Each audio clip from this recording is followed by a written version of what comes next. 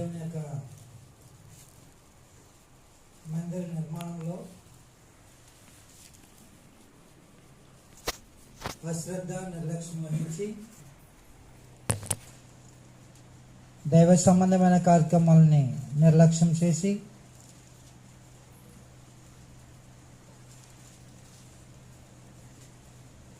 దేవునికి సంబంధించిన ఆరాధన కార్యక్రమాలని నిర్లక్ష్యం చేసి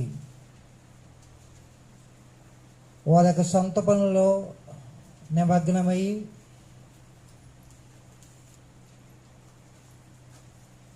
జీవనోపాధి నిమిత్తమై మాత్రమే జీవితాలు కొనసాగిస్తూ వారి దేవుడైనటువంటి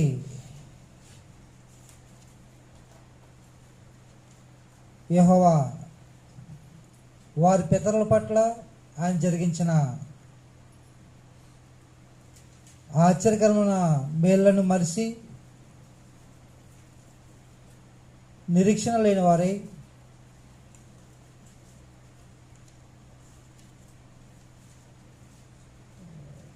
దేవుని యొక్క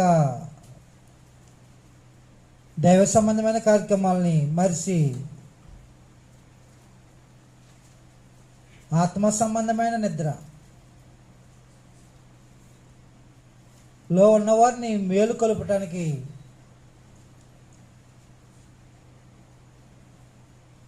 వారిని రేపటానికి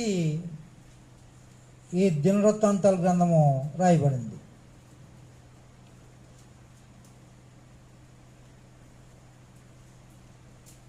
దీంట్లో ఈ యోధారాజుల యొక్క జీవితంలో జరిగిన చరిత్ర అంతా కూడా తెలియజేస్తారు. అది కానీ ఎక్కువగా ఏం మాట్లాడాడంటే యోధారాజులు దైవ సంబంధమైన కార్యక్రమాల్లో ఎలాంటి ఆసక్తి కలిగి ఉన్నారో, ఎలాంటి భక్తి కలిగి ఉన్నారో, ఎలాంటి త్యాగాలు కలిగి ఉన్నారో, ఎలాంటి విశ్వాసం విధేయత కలిగి ఉన్నారో, వాళ్ళు ఎంత ప్రయాసపడ్డారో ఆ సంగతులు మీ పితరులైనటువంటి రాజులై దేవుని యొక్క కార్యక్రమంలో ఇంత పట్టుదల ఇలాంటి ఆసక్తి కలిగి ఉంటే మీరేంటి నిర్లక్ష్యం వహిస్తున్నారు? దైవ సంబంధమైన కార్యక్రమాలు నిర్లక్ష్యం చేసిన రాజుల యొక్క ఆ దేశం యొక్క పరిస్థితి ఎలా శాపగ్రస్తముగా కష్టాలు నెమ్మదిలేకోకుండా ఉన్నదో, దైవ సంబంధమైన కార్యక్రమాలు విశ్వాసంతో విధేయతతో ప్రయాసతో త్యాగాలతో జరిగించిన రాజుల యొక్క పరిపాలనలో ఆ దేశం కానీ రాజు కానీ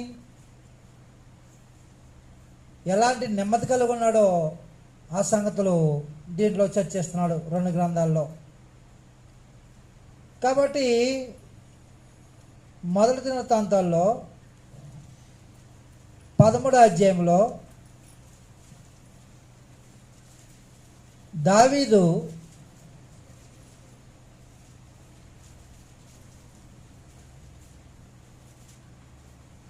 దేవుని యొక్క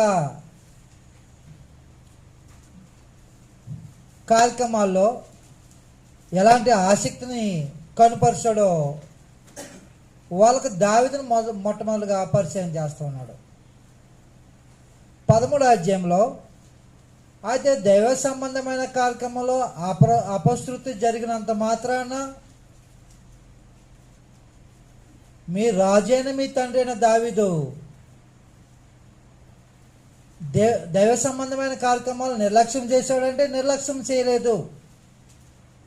కాబట్టి దావీదు యొక్క దైవ సంబంధమైన కార్యక్రమాలని అందిపుచ్చుకునే వారసత్వాన్ని మీరు ఏం చేయాలంటే దాన్ని అందిపుచ్చుకోవాలి అని దావీదు మందసాన్ని తరలించే విషయంలో అపశృతి జరిగింది. ఆ సంగతి 13వ అధ్యాయంలో తెలియజేశాడు. 13వ అధ్యాయంలో దావీదు రాజుగా ఉండగా దావీదు సహస్రపతులతోనూ శతాధిపతులతోనూ అధిపతులందరితోనూ ఆలోచన చేసి సమాజముగా కూడిన ఇశ్రాయేలు అందరితో ఇలాగ సెలవిచ్చెను, ఈ యోచన మీ దృష్టికి అనుకూలమై మన దేవుడిని యెహోవా వలన కలిగిన ఎడల ఇశ్రాయేలు నివాస ప్రదేశముల అంతటా శేషించిన మన సహోదరులను తమ పట్టణములలోను పల్లెల్లోనూ కాపురమున్న యాజకులను లేవీలను మనతో కూడినట్లు వారి వద్దకు పంపి మన దేవుని మందసమును మరలా మన వద్దకు కొంచెం రండి. సౌలు దినములలో దాని వద్ద మనము విచారణ చేయకే ఉంటిమి. ఈ కార్యము సమాజకులందరి దృష్టికి అనుకూలమైన గనుక జనులందరూ ఆ ప్రకారము చేయదుమనిరి. కాగా దేవుని మందసము కిర్యత్యారీము నుండి తీసుకుని వచ్చుటకు దావీదు ఐగుప్తు యొక్క సిహోరు నది మొదలుకొని అమాతునకు పోవు మార్గము వరకు ఇశ్రాయేలులందరినీ సమకూర్చెను. కాబట్టి దేవుని యొక్క మందసాన్ని తరలించే విషయంలో ఎలాగన దావీదు జనాన్ని సమకూర్చడో ఆ సంగతి తెలియజేస్తూ,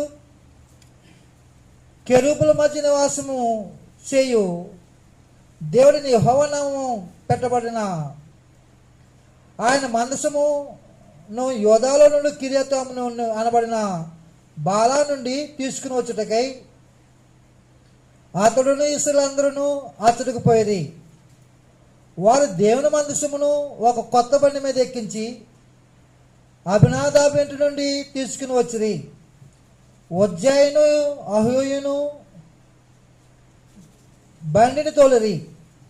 దావీదును ఇశ్రాయేలులందరూ తమ పూర్ణ శక్తితో దేవుని సన్నిధిని పాటలు పాడుచు సితారాలను స్వరమండలములను స్తంభాలను తాళములను వాయించుచు బోర్లు ఉదిచుండరి. వారు కీదోను కలం వద్దకు వచ్చినప్పుడు ఎడ్లకు కాలు జారినందున మందసమును పట్టుకున్న వాళ్ళని వజ్జా చేయి సాపగా యెహోవా కోపం అతని మీద రగులుకొనెను. అతడు తన చెయ్యి మందసమున వద్దకు సాపగా ఆయన అతని మొత్తెను. గనుక అతడు అక్కడనే దేవుని సన్నిధిని చనిపోయాను. యెహోవా వజ్జాను వినాశనం చేయటం చూసి దావీదు వ్యాకుల పడెను. అందుచేత ఆ స్థలమునకు నేటి వరకు పెరెజు వజ్జా అని పేరు. ఆ దినమున దావీదు దేవుని విషయమై భయమంది, దేవుని మందసమును నా యొద్దకు నేను ఎలాగ తీసుకుని పోవద్దును అనుకుని మందసమును తన యొద్దకు దావీదుపురమునకు తీసుకుని పోక దానిని గిత్యుడైన ఒబేదెదోము ఇంటిలోనికి కొంచిపోయాను. దేవుని మందసము ఒబేదెదోము ఇంటిలో అతని కుటుంబం వద్ద 3 నెలలు ఉండగా యెహోవా ఒబేదెదోము ఇంటి వారిని అతని సొత్తు అంతటిని ఆశీర్వదించెను.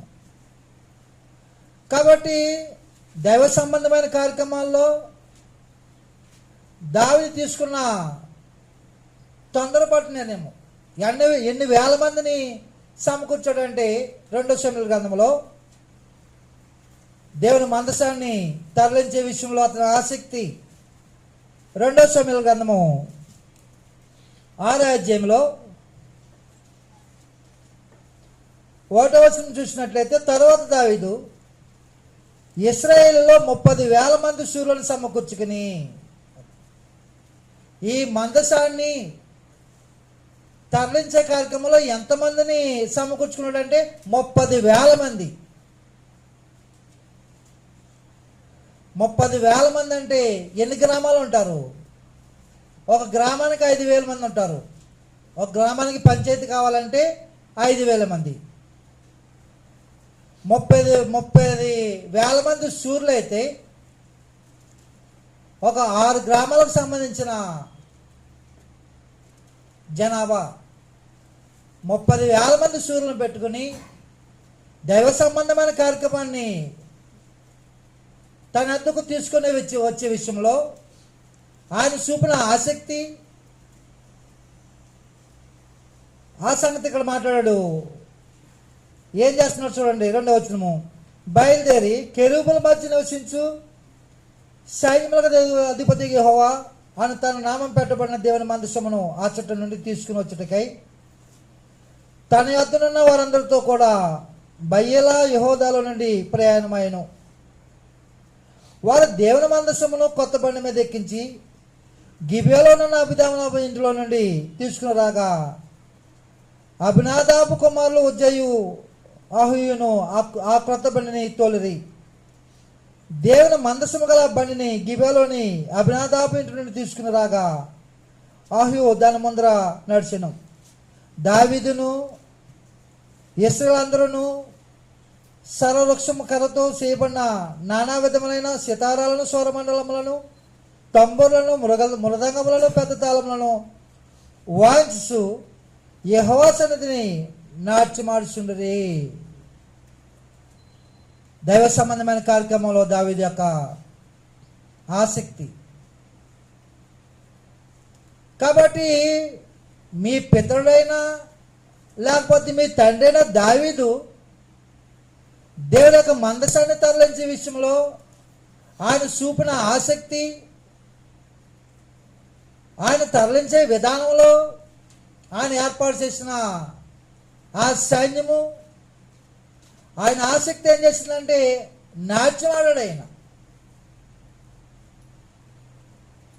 కాబట్టి ఏం జరుగుతుందంటే అలాంటి ఆసక్తితో దేవుని యొక్క కార్యక్రమాన్ని మందసాన్ని తరలిస్తున్న సమయంలో ఏం జరిగిందంటే ఒక అపశృతి జరిగింది.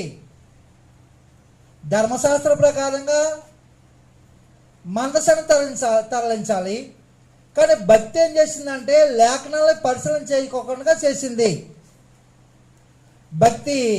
భక్తికి లేఖనాలతో సంబంధం ఉండదు. భక్తి గలవాడు ఏ కార్యక్రమాన్ని చేయడానికి పూనుకుంటూ ఉంటాడు. తన హృదయానుసారంగా కార్యక్రమాలు, దైవ సంబంధమైన కార్యక్రమాలని నడిపించడానికి ఆలోచన చేస్తూ ఉంటాడు. కాబట్టి దావీదు ఈ మందసాన్ని తరలించే విషయంలో ఉజ్జానే ఆయన చనిపోతే అక్కడితో పని ఆపేశాడా? ఆపలేదు కదా. కాబట్టి ఏం చేశాడంటే బహుగా ఏడ్చాడు. కానీ దేవుని పని పట్ల కానీ దేవుని యొక్క కార్యక్రమాల పట్ల కానీ నిర్లక్ష్యం వహించలేదు. ఆయన ఏం చేశాడంటే తర్వాత మందసాన్ని ఎలాగ తరలించాలో ఆ లేవీలైన యాజకులను పిలిపించి ధర్మశాస్త్రం రాయబడిన ప్రకారంగా దేవుని మందసాన్ని తను అనుకున్న స్థలంలోకి ఆయన తరలించాడు. కాబట్టి మీరేం చేస్తున్నారంటే దేవుని మందిరాన్ని కడుతుంటే మంత్రులకి లంచం ఇచ్చి ఆపేశారనే నెపంతో దేవుని యొక్క కార్యక్రమాలను సంపూర్ణంగా మానేశారు. మీ సొంత పనులు చేసుకుంటున్నారు. దావీదు అలా చేయలేదు కదా. ఒక రాజ్యాన్ని ఏలుబడి చేసే రాజు దైవ సంబంధమైన కార్యక్రమాలు జరిగించాలని ఎంతో విశ్వాసంతో భక్తితో కొనసాగిస్తుంటే అపశృతి జరిగినప్పుడు ఆ కార్యక్రమం మానుకుని రాజ్యాన్ని పరిపాలన చేయాలి కదా. కానీ మానుకోలేదు. 15వ అధ్యాయంలో మందసాన్ని ఎలా తరలించాడో వాళ్ళకు తెలియజేస్తున్నాడు. దావీదు యొక్క భక్తి జీవితాన్ని, దేవుని యొక్క కార్యక్రమాల పట్ల అతనుకున్న ఆసక్తిని 15వ అధ్యాయంలో 15వ అధ్యాయము 1వ వచనం గాని చూసినట్లయితే దావీదు తన కొరకు దావీదుపురమందు ఇండ్లు కట్టించెను. దేవుని మందసమునకు ఒక స్థలం సిద్ధపరిచి దాని మీద గుడారం ఒకటి వేయించెను. మందసమును ఎత్తుటకును నిత్యము తనకు సేవ చేయుటకును యెహోవా లేవీయులను ఏర్పరచుకుని చెప్పి వారు తప్ప మరి ఎవరును దేవుని మందసమును ఎత్తకూడదని దావీదు ఆజ్ఞ ఇచ్చెను. తర్వాత తెలుసుకున్నాడు. పని ఆపలా, ఆసక్తిని చంపుకోలేదు, విశ్వాసాన్ని విడిచిపెట్టలేదు.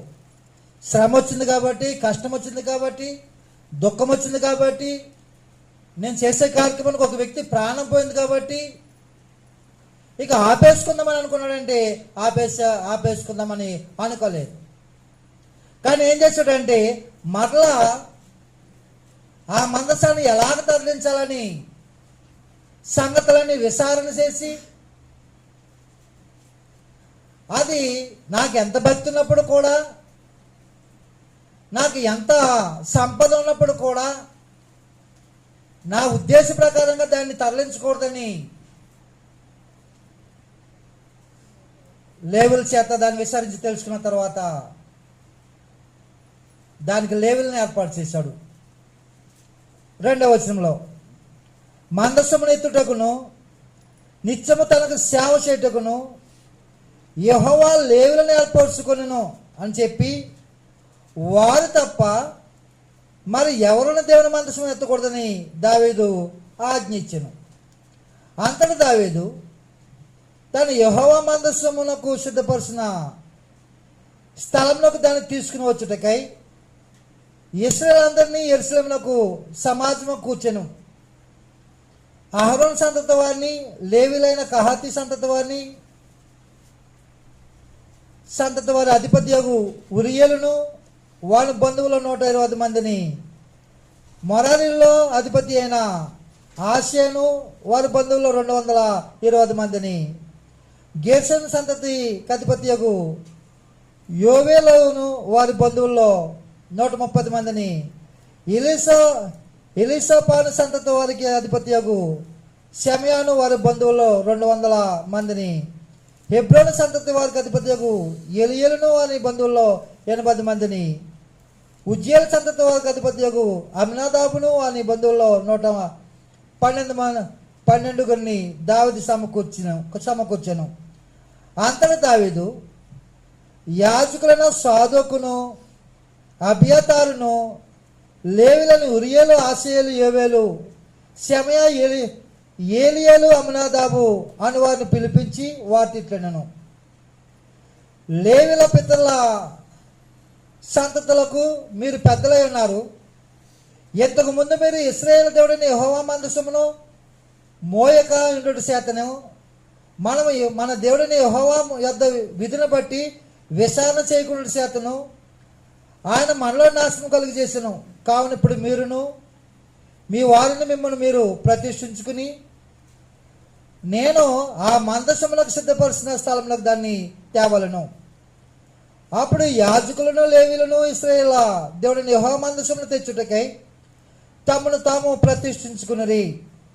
తరువాత లేవీలు యెహోవా సెలవిచ్చిన మాటను బట్టి మోషే ఆజ్ఞాపించినట్లు దేవుని మందసమును దాని దండలతో తమ భుజముల మీదకి ఎక్కించుకున్నది.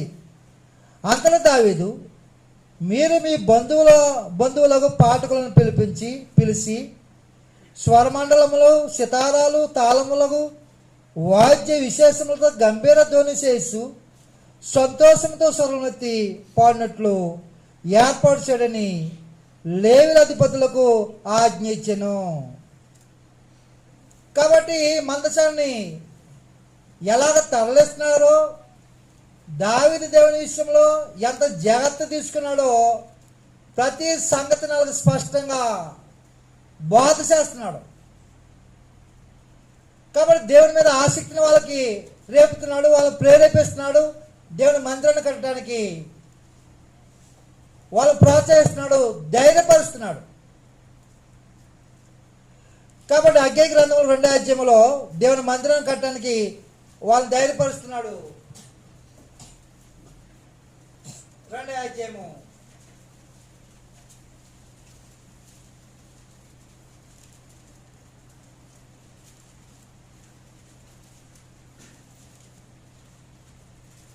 2వ అధ్యాయం 4వ వచనంలో 2వ అధ్యాయం 4వ వచనము, ఆయనను యెహోవా ఆజ్ఞిస్తున్నదేమనగా, జెరుబ్బాబేలు ధైర్యం తెచ్చుకోము, ప్రధాన యాజకుడు యెహోజాదాకు కుమారుడు అయిన యెహోషువ ధైర్యం తెచ్చుకోము, దేశంలో ఉన్న సమస్త జనులారా ధైర్యం తెచ్చుకుని పని జరిగించుడి, నేను మీకు తోడుగా ఉన్నాను. కాబట్టి ఒక పక్కన ప్రవక్తలు ధైర్యపరుస్తున్నారు, మరొక ఆయన ఈ గ్రంథాన్ని రాస్తూ వాళ్ళని ప్రోత్సహిస్తున్నాడు. రాజులకు భక్తి జీవితాలని ప్రోత్సహిస్తున్నాడు. మీ రాజు దావీదు చూడండి.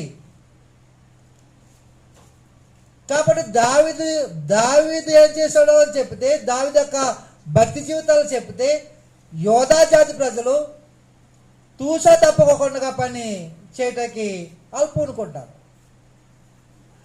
కాబట్టి మొదటి దినవృత్తాంతాల్లో 15వ అధ్యాయంలో మందసాన్ని తరలించే విషయంలో దావీదు ఎన్ని జాగ్రత్తలు తీసుకున్నాడో నేడు ప్రభు సంఘాలు కట్టే మనము కూడా, దేవుని యొక్క మందిరమైన క్రీస్తు సంఘాన్ని కట్టే మనము కూడా బహు జాగ్రత్తలు తీసుకోవాల్సిన అవసరం ఉంది.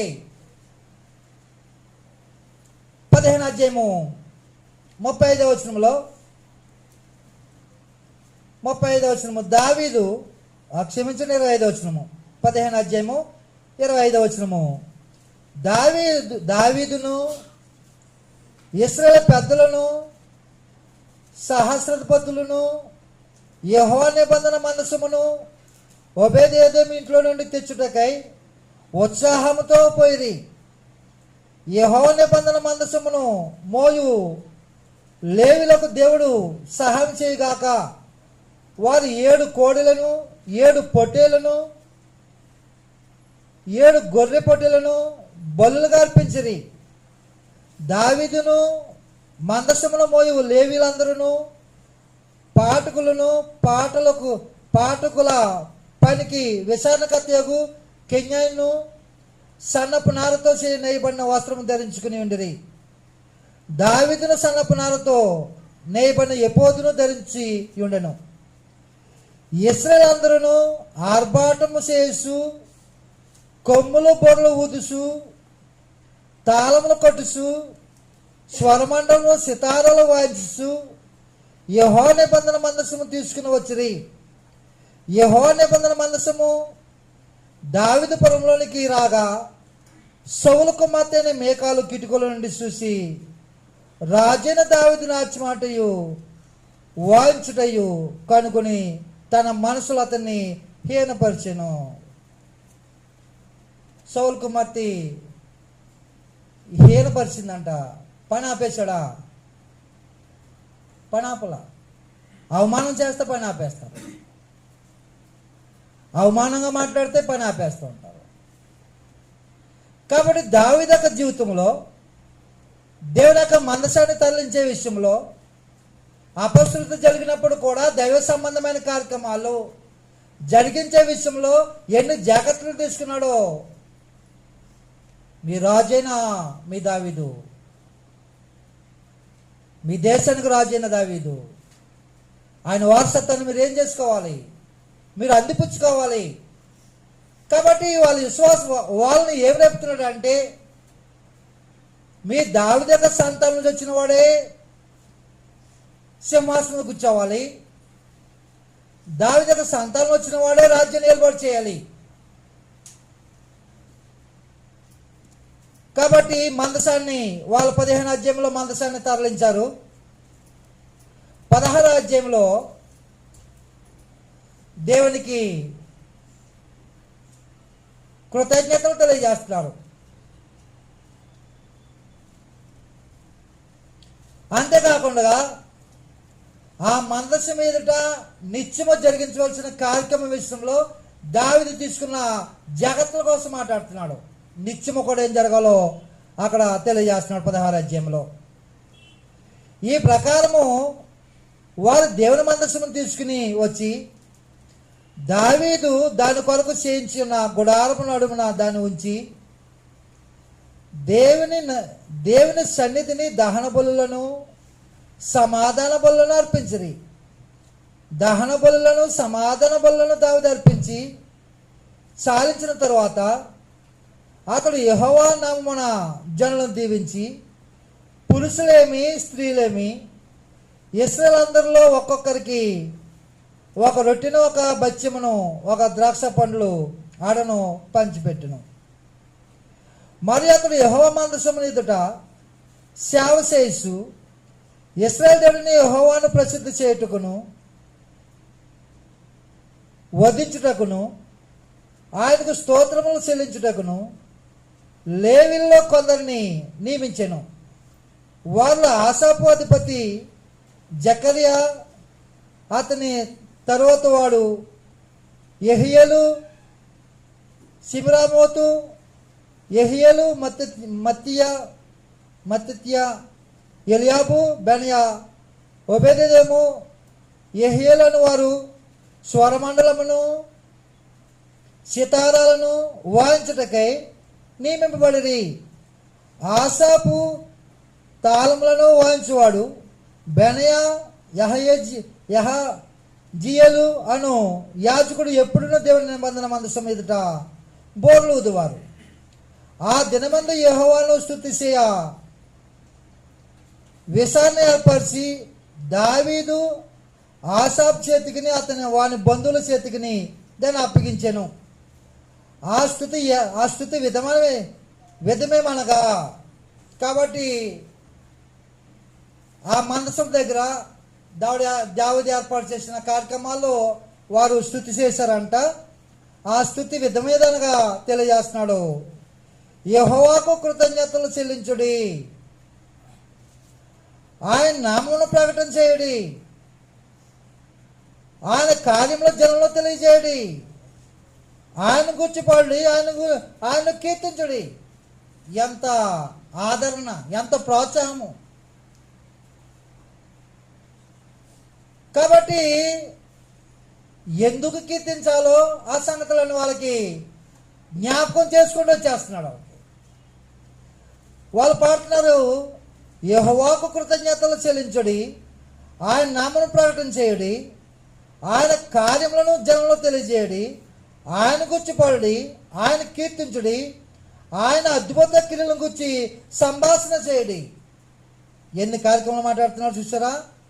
కృతజ్ఞతాస్తుతులు చెల్లించాల, ఆయన నామాన్ని ప్రకటన చేయాలా, ఆయన కార్యములు తెలియజేయాలి, ఆయన గురించి పాడాలి, ఆయన కీర్తించాలన్నాడు. అద్భుత క్రియలన్నిటి గురించి సంభాషణ చేయడి, ఆయన పరిశుద్ధ నామమును బట్టి అతిశయించుడి, యెహోవాను ఎదుకువారు హృదయమునందు సంతోషించుదురుగాక.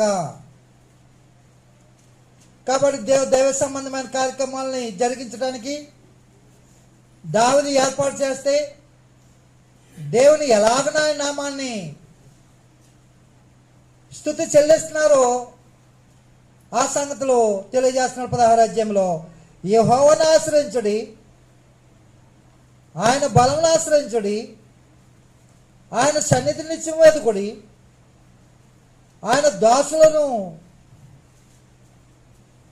ఇశ్రాయేలు వంశస్థులారా, ఆయన ఏర్పరచుకున్న యాకోబు సంతతి వారులారా, ఆయన చేసిన అద్భుత కార్యములను జ్ఞాపకం చేసుకునుడి, ఆయన సూచక్రియలను ఆయన నోటి తీర్పులను జ్ఞాపకం చేసుకునుడి.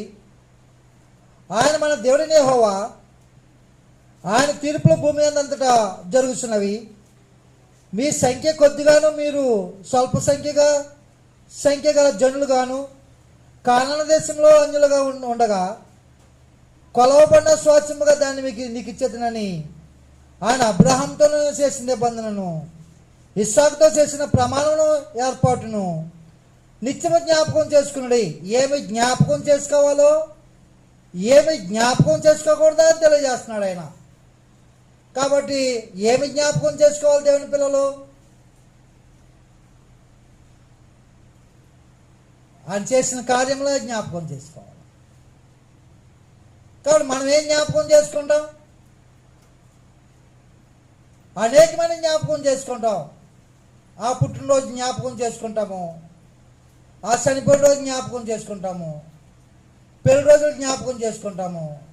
ఇక అనేకమైన కార్యక్రమాలు, చనిపోయిన వాళ్ళు పుట్టినరోజులు కూడా జ్ఞాపకం చేసుకుంటాము. చనిపోయిన వాళ్ళు ఆ చనిపోయిన రోజు కూడా మనం జ్ఞాపకం చేసుకుంటూ ఉంటాం. కాబట్టి దైవ సంబంధమైన కార్యక్రమాలు జరిగించే విషయంలో దేవుని పిల్లలు ఏమి జ్ఞాపకం చేసుకోవాలో తెలియజేస్తున్నాడు. ఆయన చేసిన కార్యక్రమాలు జ్ఞాపకం చేసుకోవాలి. 17వ వచనము, ఇస్సాకుతో చేసిన ప్రమాణము ఏర్పాటును నిత్యము జ్ఞాపకం చేసుకున్నాడు. 1000 తరముల వరకు ఆ మాట నిలిచినని ఆయన సెలవిచ్చెను. యాకోబునకు కట్టడగాను ఇశ్రాయేలుకు నిత్య నిబంధనగాను ఆయన ఆ మాటలో స్థిరపరిచినాడు.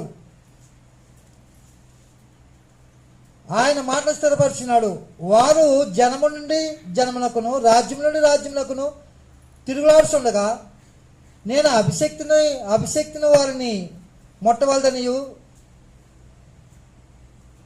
నేను అభిషేకించిన వారిని ముట్టవలదనియు నా ప్రవక్తలకు కీడు చేయవద్దనియు సెలవిచ్చి ఆయన ఎవరినైనా వారికి హింస చేయ నీయలేదు. వారి నిమిత్తం రాజులను గద్దించెను. సర్వభూజనులారా యెహోవాను సన్నిధించుడి, అనుదినమైన రక్షణను ప్రకటించుడి, అనుజనులైన మహిమను ప్రచురించుడి, సమస్త జనులైన ఆశ్చర్యకార్యములను ప్రచురించుడి. యెహోవా మహాఘనత వహించిన వాడు, ఆయన బహుగా స్తుతినందదగిన వాడు, సమస్త దేవతల కంటే ఆయన పూజ్యుడు. జనముల దేవతలని ఒట్టి విగ్రహములే. యెహోవా ఆకాశ వైశ్యములను సృజించిన వాడు, ఘనత ప్రభావములైన సన్నిధిని ఉన్నవి, బలముల సంతోషమును ఆయన వద్ద ఉన్నవి. జనముల కుటుంబములారా యెహోవాకు చెల్లించుడి, మహిమా బలమును యెహోవాకు చెల్లించుడి. యెహోవా నామమునకు తగిన మహిమను ఆయనకు చెల్లించుడి. నైవేద్యములు చేతపుచ్చుకుని ఆయన సన్నిధిని చేరుడి. పరిశుద్ధాలంకారములకు ఆభరణములు ధరించుకుని ఆయన ఎదుట సాగులు పడుడి. భూజనులారా ఆయన సన్నిధికి వణుకుడి. అప్పుడు భూలోకము కదలకుండును, అప్పుడు అది స్థిరపరచబడును. యెహోవా ఏలుస్తున్నాడని జనములో చాటించుడి. ఆకాశం ఆనందించిన గాక, భూమి సంతోషించిన గాక, సముద్రము దాని సంపన్నత ఘోషించిన గాక, పొలములను వాటి అందున్న సర్వమును సంతోషించిన గాక. యెహోవా ఏం చేస్తున్నాడు? కాబట్టి మీ పంటలు పండాలంటే, ఆకాశం స్పందించాలంటే, భూమి స్పందించాలంటే, మీరు అనుకున్న పంటలు రావాలంటే మీరేం చేయాలి? ఎవరి కార్యక్రమాలు కొనసాగించాలి? దేవుని యొక్క కార్యక్రమాలు, దైవ సంబంధమైన కార్యక్రమం పట్ల మీరు ఆసక్తిని, విశ్వాసాన్ని, విధేయతని కొనసాగిస్తే కనుక ఆకాశం స్పందిస్తుంది, సముద్రం సంతోషిస్తుంది, భూమి స్పందిస్తుంది. ఎందుకంటే దేవుడే ఆకాశంలోకి సృష్టికర్త. ఆయన పట్ల నిర్లక్ష్యం వహించవద్దని తెలియజేస్తున్నాడు. ఇంకేం స్పందిస్తాయంట? 33వ వచనము, భూజనములకు తీర్పు తీర్చుటకై యెహోవా ఏం చేస్తున్నాడు? వనవృక్షములు ఆయన సన్నిధిని ఉత్సాహించును. యెహోవా దయలుడైన కృప నిరంతరం ఉండెను. చెట్లు ఏం చేస్తాయి? నువ్వు దేవుని మందిరాన్ని కడతానికి పూనుకున్నావు అనుకో, చెట్లు ఏం చేస్తాయి? సంతోషిస్తాయి, నీకు ఫలాలు ఇస్తాయి, నీకు ఆనందిస్తాయి, నీకు నెమ్మదినిస్తాయి. దైవ సంబంధమైన కార్యక్రమాలు కొనసాగించే విషయంలో దావీదు ఎంత ఆసక్తిపరుడు. ఆయన ప్రతి ఒక్క కార్యక్రమంలో, యుద్ధాల్లో కానీ ప్రతి విషయంలో పరలోకం దేవుడు అతనికి ఏం చేస్తాడంటే విజయాన్ని చేకూర్చాడు, నష్టపోలేదని తెలియజేస్తున్నాడు. వృక్షాలు ఏం చేస్తాయంటే వనవృక్షములైన సన్నిధిని ఉత్సాహించును. యెహోవా దయాళుడు, ఆయన కృప నిరంతరం ఉండును. యెహోవాను స్తుతించుడి. దేవా మా రక్షక, మమ్మను రక్షించుము, మమ్మను చేర్చుకునుము. మేము నీ పరిశుద్ధ నామమున కృతజ్ఞత స్తుతులు చెల్లించినట్లు, నిన్ను స్తుతించు అతిశయించినట్లు అన్ని జనుల వశముల నుండి మమ్మల్ని విడిపింపము అని ఆయనను బతిమాలుకునుడి. ఇశ్రాయేలుకు దేవుడైన యెహోవా యుగములన్నిటిలో స్తోత్రం ఉందను గాక. ఇలాగ వారు పాడగా జనులందరూ ఆమేన్ అని చెప్పి యెహోవాను స్తుతించిరి. అప్పుడు మందసము ముందర నిత్యమును కావలసిన అనుదిన సేవ జరుపుటకై దావీదు అచ్చట యెహోవా నిబంధన మందసం మీద ఆసాపును అతని సహోదరులను నియమించెను. ఒబేదేము వారి సహోదరులైన 68 మందిని ఎదుతును కుమారుడైన ఉపేదమును ఓషాను ద్వారపాలకులుగా నియమించాను. గిబియాలోని ఉన్నత స్థలములనున్న యెహోవా గుడారం మీదను అతడి బలిపెట్టి మీదను యెహోవా ఇశ్రాయేలుకు ఆజ్ఞాపించిన ధర్మశాస్త్రమందు రాయబడిన ప్రకారమును ఉదయాస్తములందు అనుదినమున నిత్యమైన దహన బలిని ఆయనకు అర్పించుటకై అతడు యాజకుడైన సాధోకును అతని సహోదరులైన యాజకులను నియమించెను. యెహోవా కృప నిత్యముండునని ఆయనను స్తుతి చేయుటకై వీరితో కూడా హేమానును ఎదుతును పేలు వరుసను ఉదాహరించబడిన మరికొందరు నియమించెను. బోర్ల ఊదుటకును తాళములు వాయించుటకును దేవుని గురించి పాడదగిన గీతములను వాద్యములతో వినిపించుటకును వీరిలో నుండి హేమాలను ఎదుతును అను అతడు నియమించెను. మరియు ఎదుతును కుమారులను అతడు ద్వారపాలకులుగా నియమించెను. తర్వాత జనులందరూ తమ తమ ఇంట్లోకి వెళ్ళిపోయి దావీదు తన ఇంటి వారిని దీవించుటకై వారి వద్దకు పోయింది. కాబట్టి దేవుని యొక్క మందసము విషయంలో దావీదు ఎంత ఆసక్తి కలిగి ఉన్నాడో ఆ నిత్యము అక్కడ స్తుతి చెల్లించడానికి బలులు జరిగించడానికి ఆయన ఏర్పాటు చేసిన కార్యక్రమాలు వాళ్ళకు పరిచయం చేస్తున్నాడు. ఇప్పుడు దావీదుకి ఎలాంటి ఆ మందసాన్ని తరలించే అంతవరకు ఆగిపోయాడంటే అంతవరకు ఆగిపోలా. ఇంకెక్కడికి వెళ్ళాడు? కొంచెం ముందుకు వెళ్ళాడు. అంటే దేవుని యొక్క మందిరాన్ని నిర్మాణం చేయాలని ఆలోచన దావీదు యొక్క హృదయంలో పుట్టింది. కానీ మీరేం చేస్తున్నారు? మందిరాన్ని నిర్మాణ విషయంలో నిర్లక్ష్యం చేసి దైవ సంబంధమైన కార్యక్రమాలను ఆపేస్తారు. కానీ మీ పితరుడైన దావీదు మందసాన్ని తరలించే విషయంలో ఎంత జాగ్రత్తలు, ఎంత భక్తి, ఎంత శ్రద్ధ, ఎంత ఆసక్తి వాళ్ళకు తెలియజేసి ఇప్పుడు దేవుని యొక్క మందిరాన్ని నిర్మాణం చేసే విషయంలో వాళ్ళకి పరిచయం చేస్తున్నాడు. ఎలాంటి ఆసక్తి కలిగి ఉన్నాడో 17వ అధ్యాయంలో దావీదు తన ఇంటి నుండి ప్రవక్త అయిన నాతానును పిలిపించి, నేను దేవాదారుములతో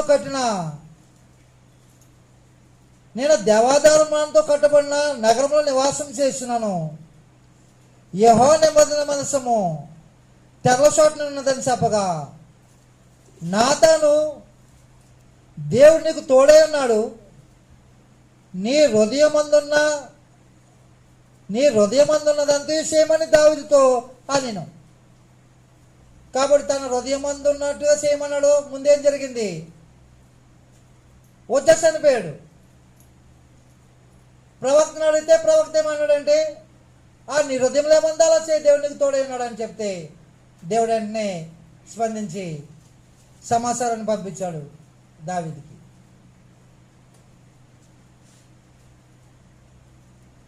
నువ్వు కట్టొద్దు మందిరం అని చెప్పేశాడు. నేను ఎప్పుడైనా కోరుకున్నానా? 17వ అధ్యాయము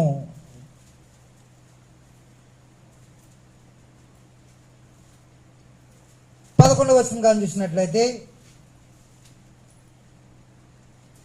నీ జీవిత దినములో తీరి నీ పితరులకు నువ్వు చేరినప్పుడు నీ కుమారుల వల్ల కలుగు నీ సంతతిని నేను స్థాపన చేసి అతని రాజ్యము స్థిరపరచుదును. అతడు నాకు ఒక మందిరము కట్టించును. అతని సింహాసనం నేను నిత్య స్థాపన చేసేదును. నేను అతనికి తండ్రినయ్యుందును, అతడు నాకు కుమారుడయ్యుండును. నీకంటే ముందుగా ఉన్న వానికి నా కృపను నేను సోపక మానట్లు అతనికి నా కృపను సోపక మానను. నా మందిరమును నా రాజ్యమును నేను నిత్యమాతని స్థిరపరచదును. అతని సింహాసనం ఎన్నటికి స్థిరముగా నుండినని అతనికి తెలియజేశాను. కాబట్టి వారిని ఎక్కడికి మందిరంతో ఆ మందిరం నిర్మాణం చేయడానికి కాకుండా రాబోయే మెస్సీ పట్ల నిరీక్షణ కలిగి ఉండడానికి ఆయన ప్రోత్సహిస్తున్నాడు వాళ్ళని. రాబోయే మెస్సయ్య శాశ్వతమైన దావీదు యొక్క సింహాసనం మీద ఆకాశం ఎంతకాలం ఉంటుందో, భూమి ఎంతకాలం ఉంటుందో అంతకాలము ఆయన సింహాసనం మీద కూర్చుండి రాజ్యపరిపాలన చేసి ఆ మెస్సయ్య కోసం వాళ్ళకి తెలియజేసి వాళ్ళ యొక్క విశ్వాసాన్ని వాళ్ళని ప్రోత్సహిస్తూ మెస్సయ్య కోసం ఎదురు చూసినట్లుగా వాళ్ళని ప్రోత్సహిస్తున్నాడు. కాబట్టి 17వ అధ్యాయంలో మందిర నిర్మాణ కార్యక్రమాన్ని కడతానంటే కుదరదన్నాడు దేవుడు. సొలొమోను కడతానన్నాడు. ఆత్మ సంబంధమైన మందిరాన్ని ప్రభువైన యేసు రాబోయే మెస్సయ్య కడతాడని చెప్పాడు. 22వ అధ్యాయంలో దావీదు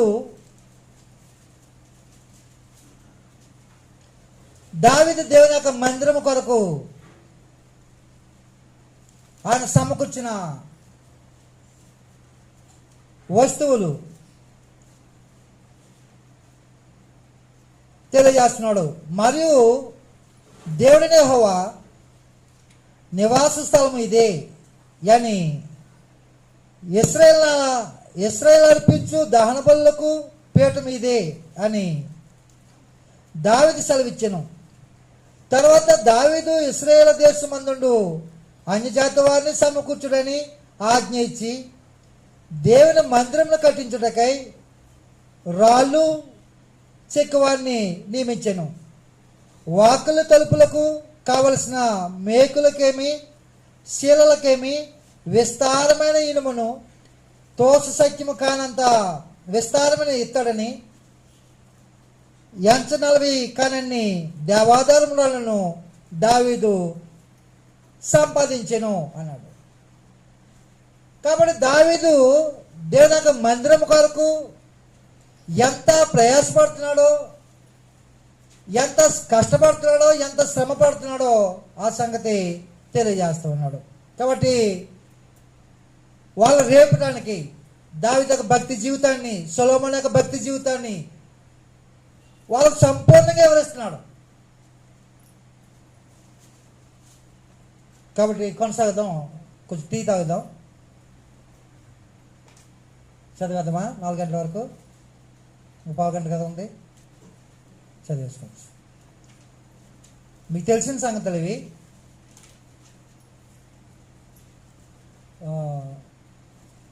అక్కడ వచ్చిన చదువుకుని వెళ్ళిపోదాం. అయితే చూడండి, 22వ అధ్యాయము.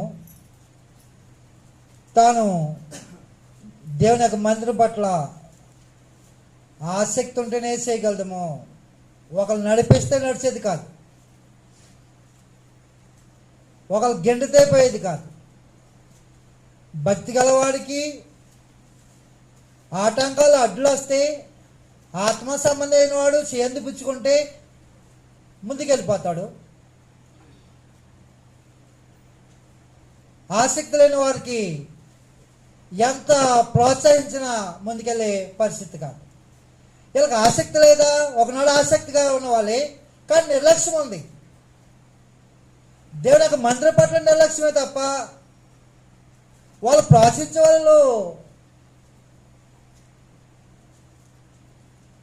వాళ్ళు లేక వాళ్ళు ఏం చేస్తారంటే ఆగిపోయారు. ఇప్పుడు ఏం చేస్తున్నాడు? ప్రోత్సహిస్తున్నాడు. వాళ్ళు ఇన్ని సంగతులు చెప్పిన తర్వాత పూనుకోవటం మానేస్తారా? ఒకటైతే మానేస్తాడు ఒక విషయము. ఒక రోజు కోసం చెప్పి ముగించడంటే మానేస్తేమో. కానీ ఆ యోధా రాజుల్లో ఎంతమంది అయితే రాజులు ఉన్నారో ఆ రాజులందరిలో ఎవరైతే దేవుని పట్ల, దైవ సంబంధమైన కార్యక్రమాల పట్ల, ఆ పండుగల పట్ల, ఆ నియమాల పట్ల, బలుల పట్ల, సంగీతాల వాద్యాల పట్ల ఎంత ఆసక్తి చెప్పారో ఆ వారందరి కోసము వివరించేటప్పటికి వీళ్ళకి ఏమవుతుంది? ఎనర్జీ, బ్యాటరీ ఛార్జింగ్ అయిపోయినది ఏమవుతుంది? కాబట్టి బ్యాటరీకి ఛార్జింగ్ అయిపోయింది అనుకో, ఇలా పెట్టి తీసేస్తే ఏమవుతుంది? అది ఎక్కదు.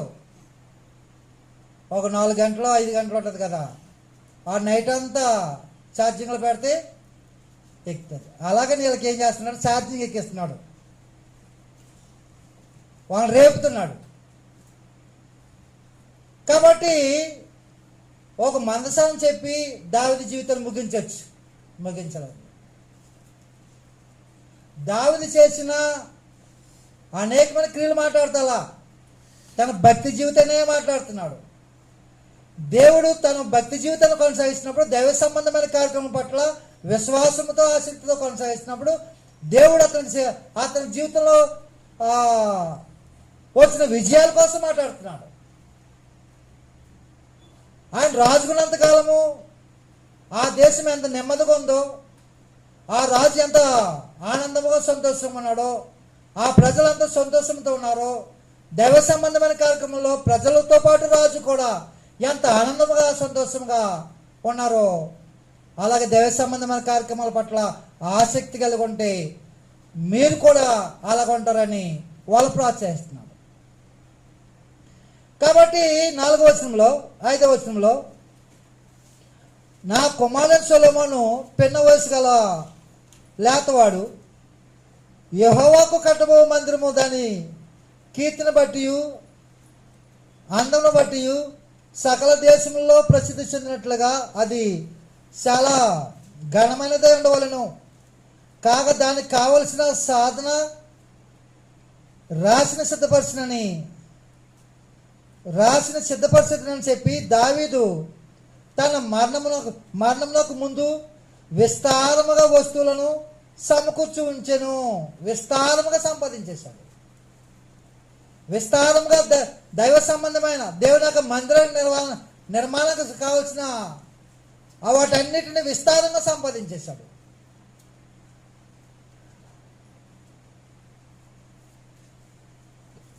పద్నాలుగవ వచనంలో,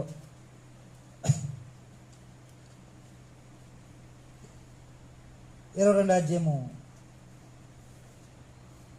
ఇదిగో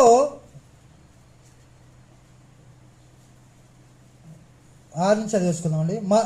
తర్వాత అతడు తన కుమారుడు సొలొమోనును పిలిపించి ఇశ్రాయేలు దేవుని యెహోవాకు ఒక మందిరమును కట్టవలసినదని అతనికి ఆజ్ఞ ఇచ్చెను. మరియు దావీదు సొలొమోనుతో ఇట్లనెను, నా కుమారుడా, నేను నా దేవుడిని యెహోవా నామమున ఒక మందిరము కట్టించవాలని నా హృదయమందు నిశ్చయం చేసుకుని ఉండగా యెహోవాకు నాకు ప్రత్యక్షం ఇలాగ సెలవిచ్చెను, నువ్వు విస్తారమైన రక్తం ఒలికించి గొప్ప యుద్ధములు జరిగించిన వాడువు. నీవు నా నామమునకు మందిరము కట్టించకూడదని నా సన్నిధిని నువ్వు విస్తారముగా రక్తము నేల మీదకు ఓడ్చితివి. నీకు పుట్టబోవు ఒక కుమారుడు సమాధానకర్తగా నుండును. చుట్టూ ఉండి అతని శత్రువులందరినీ నేను తోలివేసి అతనికి సమాధానం కలుగు చేతును. అందువలన అతనికి సొలొమోను పేరు పెట్టబడును. అతని దినముల్లో ఇశ్రాయేలులందరూ సమాధానమును విశ్రాంతియు దయచేయుదును. అతడు నా నామమునకు ఒక మందిరమును కట్టించును. అతడు నాకు కుమారుడైండును, నేను అతనికి తండ్రినైందును. ఇశ్రాయేలు మీద అతనికి రాజ్య సింహాసనము నిత్యము స్థిరపరచుదును. నా కుమారుడా, యెహోవా నీకు తోడుగా ఉండునుగాక. నీవు వర్ధిల్లి నీ దేవుడిని యెహోవా నిన్ను గురించి సెలవిచ్చిన ప్రకారముగా ఆయనకు మందిరము కట్టించుదుగాక. నీ దేవుడిని యెహోవా ధర్మశాస్త్రం నీవు అనుసరించినట్లుగా యెహోవా నీకు వివేకము తెలివిని అనుగ్రహించి ఇశ్రాయేలు మీద నీకు అధికారము దయచేయునుగాక. యెహోవా ఇశ్రాయేలును గురించి మోసకిచ్చిన కట్టడల ప్రకారముగాను ఆయన తీర్చిన తీర్పుల ప్రకారముగాను జరుపుకున్నటకు నీవు జాగ్రత్త పడిన ఎడల నువ్వు వృద్ధి పొందుదువు. ధైర్యం తెచ్చుకును, బలముగా ఉండుము, భయపడకము, దిగులు పడకము. కాబట్టి దావీదే కాదు, దావీదు తన కుమారుని ఏం చేస్తున్నాడు?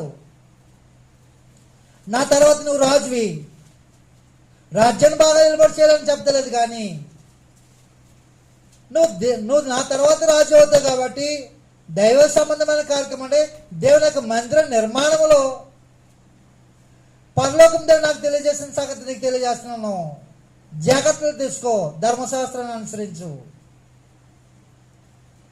అని చెప్పి దావీదు, ఇదిగో నేను 14వ వచనము, ఇదిగో నేను నా కష్ట స్థితిలోనే ప్రయాసపడి యెహోవా మందిరము కొరకు 2,00,000 మణుగుల బంగారమును 10 కోట్ల మణుగుల వెండిని తోసు శక్యము కానంత విస్తారమైన ఇత్తడిని ఇనుమును సమకూర్చి ఉన్నాను.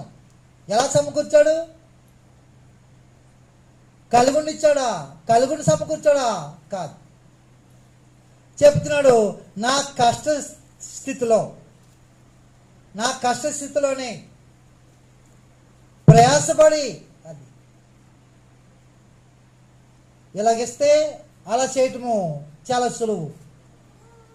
కాబట్టి సహోదరులు ఇస్తున్నారు కాబట్టి మేము ఇక్కడ వచ్చి ఖర్చు పెట్టేస్తాం సులువుగా. ప్రభు సంఘం ఇస్తుంది కాబట్టి మేము ఇక్కడ ఖర్చు పెట్టి చేస్తున్నాం. ఒకళ్ళు ఇస్తే చేయటం సులువే, కానీ దావీదు ఒకళ్ళు ఇచ్చింది కాదు. నా కష్టస్థితిలో ప్రయాసపడి దావీదే రాజయ్యుండి, ఏమి కొదువులేని వాడయ్యండి, సైన్యముండి, బలముండి, అధికారముండి, రాజ్యానికి రాజయ్యుండి,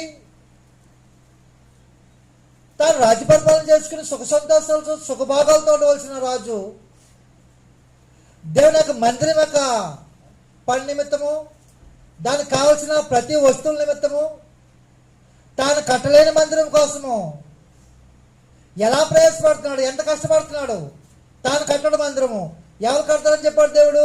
నీ కుమారుడు కడతాడని చెప్పాడు. కుమారుడు చూసుకుంటాడు కదా, వదిలేచాడా? వదిలిపట్ల. కాబట్టి నా కష్టస్థితిలోని ప్రయాసపడి యెహోవా మందిరం కొరకు 2,00,000 మణుగుల బంగారమును, అది ఎన్ని లాగులు ఉంటుందో నాకు తెలియదు, 2,00,000 మణుగుల బంగారమును 10 కోట్ల మణుగుల వెండిని తోసు శక్యము కానంత విస్తారమైన ఇత్తడిని ఇనుమును సమకూర్చి ఉన్నాను. ఆ రాజు కాబట్టి ఇచ్చాడండి, ఆయనకేంటి అనొచ్చు. ప్రజలేమంటారు? ఆయనకు ఉంది కాబట్టి ఇచ్చాడు, ఆయనకి ఎక్కడి నుంచి వస్తుంది? కాబట్టి ఉంది కాబట్టి ఇవ్వలా. ఆ హృదయం ఎలాంటిదంటే దైవ సంబంధమైన కార్యక్రమంలో యథార్థమైంది. హృదయం ఎలాంటిదంటే అపోస్తలుల కార్యాలు 13వ అధ్యాయం చెప్పాడు కదా. అపోస్తలుల కార్యాలు 13వ అధ్యాయంలో దావీదు యొక్క హృదయాన్ని బట్టి దావీదుని దేవుడు ఏం చేశాడంటే హెచ్చించాడు, అన్ని విషయాలు అభివృద్ధి చేశాడు. అపోస్తలుల కార్యాలు 13వ అధ్యాయము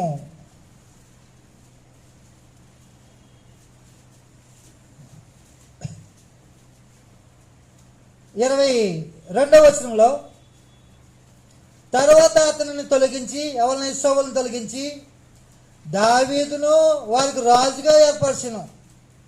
మరి ఆయన, నేను యెస్సే కుమారుని దావీదును కనుగొంటిని, అతడు నా ఇష్టానుసారులైన మనుషుడు, అతను నా ఉద్దేశములను నెరవేర్చునని చెప్పి అతని గురించి సాక్ష్యం ఇచ్చాను.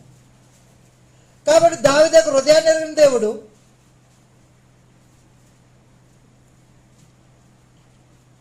నా ఉద్దేశాలు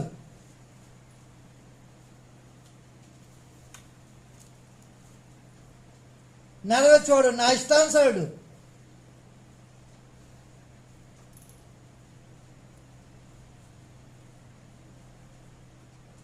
దావీదు యొక్క హృదయం అది. దావీదు ఒకసారి రాజు అయిపోయి ఒకసారే ధనవంతుడైపోయిన వాడు కాదు. దావీదు యొక్క స్థితి ఎలాంటిది? ఎలాంటి పని చేసుకునేవాడు? గొర్రెలు అడవిలో, అడవిలో గొర్రెలు కాసుకునేవాడు.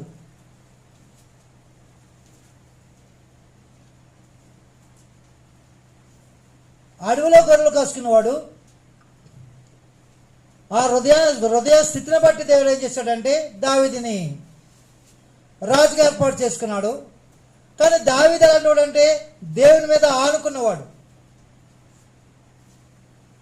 కాబట్టి ఎల్లప్పుడూ కూడా అరణ్యములో గొర్రెలు మేపుకున్న నాటి కూడా ఆయన చనిపోయినంత వరకు కూడా దేవుని పట్ల కానీ దైవ సంబంధమైన కార్యక్రమాల పట్ల కానీ ఎంత త్యాగపూర్తిమైన జీవితమో, ఎంత ప్రయాసపడతాడో.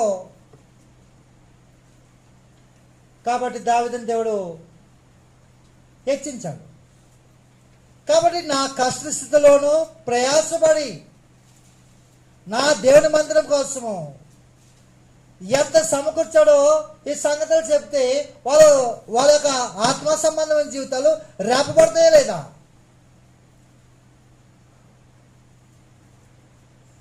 మన రాజే ఇంత త్యాగపూరితమైన త్యాగం గలవాడైతే, దేవుని పట్ల అంత ఆసక్తి గలవాడైతే మనం ఇంకెలా ఉండాలి? కాబట్టి రాజు ఏం చేశాడు? మన ఈ దేశానికి రాజు, ప్రధానమంత్రి ఏం చేశాడు? ఎన్ని వేల కోట్లు ఎట్టి ఎక్కడో ఒక మందిరాన్ని కట్టాడు. ఇప్పుడు ప్రజలందరూ ఏం చేస్తున్నారు? మన దేశానికి ఉన్న ప్రధానమంత్రి ఇన్ని వేల కోట్లు ఎట్టి మందిరం కొడితే మనం కట్టలేమని ఒకరిద్దరు కలిపి ఏం చేస్తున్నారు అంటే ఇంటింటికి ఒక మందిరాన్ని కట్టేస్తారు, ప్రతి సందుకి కట్టేస్తున్నారు. కాబట్టి దేశానికి రాజు అయిన వాడే అలాంటి ఆసక్తి కలుగుంటే ఆ దేశంలో ప్రజలు ఎంత ఆసక్తి కలుగుంటారో అతను కార్యక్రమాలు పూరుకొలుపుతాయి మనుషులను. అలాగే దావీదు రాజు రాజేయండి దేవుని యొక్క కార్యక్రమాల్లో తాను ఎంత కష్టపడ్డాడో ఎంత ప్రయాసపడ్డాడో తెలియజేసినప్పుడు వాళ్ళు దేవుని మందిర కార్యక్రమాలని కొనసాగించడానికి వాళ్ళు మనసును మార్చుకుంటారు. చెప్పాడు 12-15 వచనంలో అనేక మంది సమకూర్చాడంట, మురాలను సమకూర్చాడు. 15 వచనము 22 అధ్యాయం 15 వచనము, మరియు పని చేయతగినంత విస్తారమైన శిల్పకారులను, కాసే పనివారిని, వడ్రవారును, ఏ విధమైన పనినైనను నెరవేర్చగల మంచి పనివారును నీ వద్ద ఉన్నారు. లెక్కింపలేనంత బంగారమును, వెండియు, ఇత్తడియు, ఇనుమును నీకు ఉన్నవి. కాబట్టి నీవు పని పూనుకునము, యెహోవా నీకు తోడుగా ఉండును గాక. తన బిడ్డని దేవుని యొక్క కార్యక్రమాల్లో ఎంత ప్రయాసపడాలో, ఎలాగ జరిగించాలో తన కుమారుని ప్రోత్సహిస్తున్నాడు.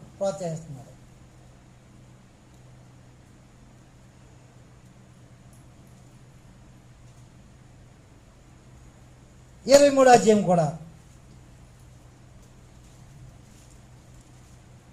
23 అధ్యాయము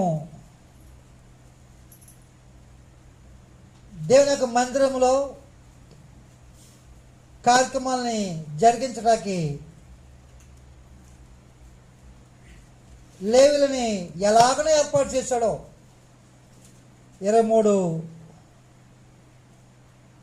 24, 25 అధ్యాయాల్లో కూడా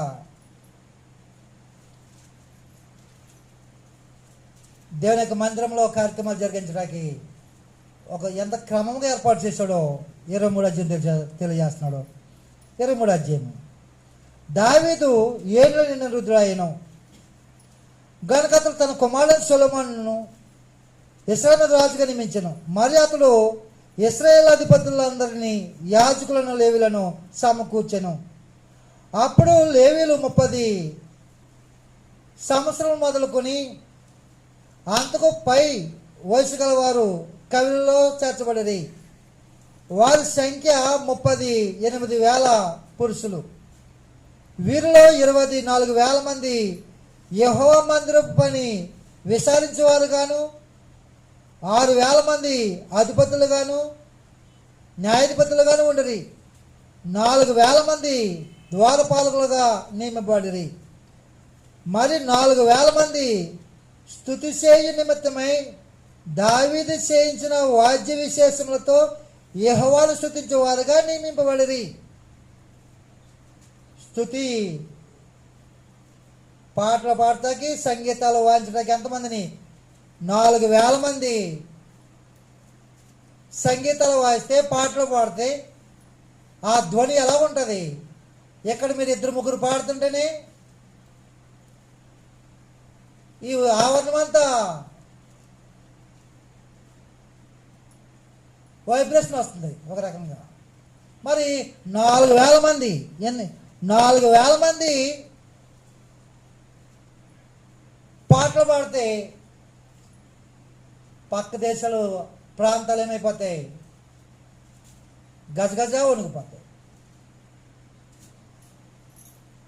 కాబట్టి దేవుని యొక్క మందిరంలో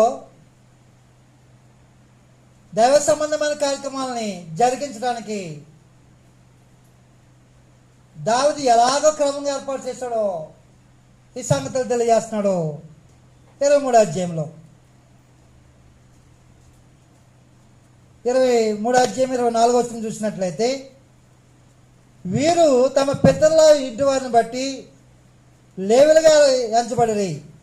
పితరుల ఇండ్లకు పెద్దలైన వీరు 20 సంవత్సరములు మొదలుకొని అంతకు పై వయసు గలవారై తమ తమ పేర్ల లెక్క ప్రకారము ఒక్కొక్కరుగా నెంచబడి యెహోవా మందిరపు పని చేయువారై యుండరి అని చెప్పేశాడు. యెహోవా మందిరంలో పని చేయటానికి ఏర్పాటు చేశాడు. 31వ వచనంలో 30వ వచనం కానీ చూసినట్లయితే, అనుదినము ఉదయ సాయంకాలముల యందు యెహోవాకు స్తుతి పాటలు పాడుటకును, విశ్రాంతి దినములలోను అమావాస్యలలోను పండుగలలోను యెహోవాకు దహన బలులను అర్పింపవలసిన సమయములన్నిటిలోనూ లెక్కకు సరైన వారు వంతు ప్రకారము నిత్యం యెహోవా సన్నిధిని సేవ జరిగించుటకై నియమింపబడిరి. ఎలాగో ఏర్పాటు చేశాడు చూడండి. ఒక క్రమంగా